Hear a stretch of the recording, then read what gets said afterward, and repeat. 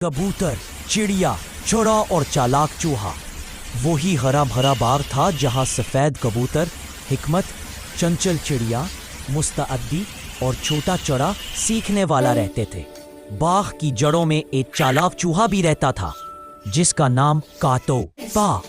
सुबह की तैयारी। अगली सुबह चौड़ा पिछले दिन की शर्मिंदगी की वजह से सबसे पहले बेदार हुआ। उसने कबूतर और चिड़िया को भी उठाया।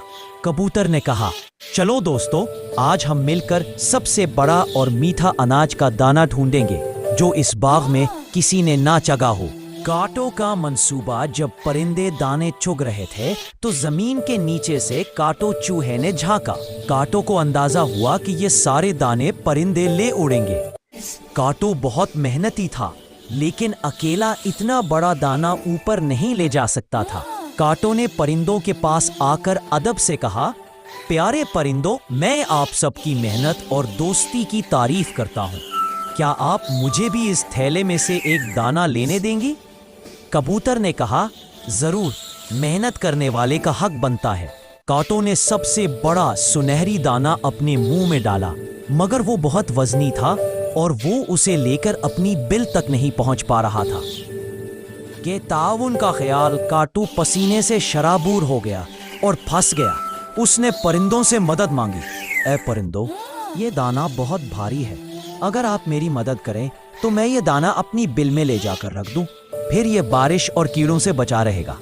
चरा ने फौरन कहा, मैं मदद करूंगा। कबूतर ने एक लम्हे को सोचा और बोला, ठीक है काटो, हम सब तुम्हारी मदद करेंगे, मगर हमारा एक असूल है, दोस्ती में सब बराबर के शरीक होते हैं। तुम हमें भी अपने कुछ जखीरे दिखाओगे और हम तुम्हारी मदद करेंगे।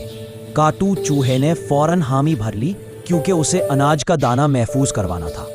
मिलकर काम। कबूतर ने अपनी चोंच से दाने को ऊपर से सहारा दिया। चिड़िया और चरा ने छोटे पत्थर हटाकर रास्ता साफ किया। काटो चूहे ने दाना खींचकर उसे अपनी बल में पहुंचा दिया। काटो बहुत खुश हुआ और उसने परिंदों को अपनी बल में जमा किए गए मज़ेदार जड़ें और बीजों का जखीरा दिखाया। कहानी का सबक।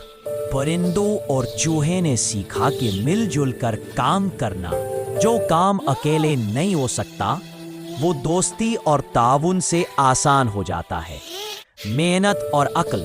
चूहे की मेहनत और परिंदों की हिकमत का मिलाप कामयाबी की जमानत है। फर्क के बावजूद दोस्ती। परिंदा हो या चूहा, दोस्ती और बाहमी एहतराम सबसे अहम है।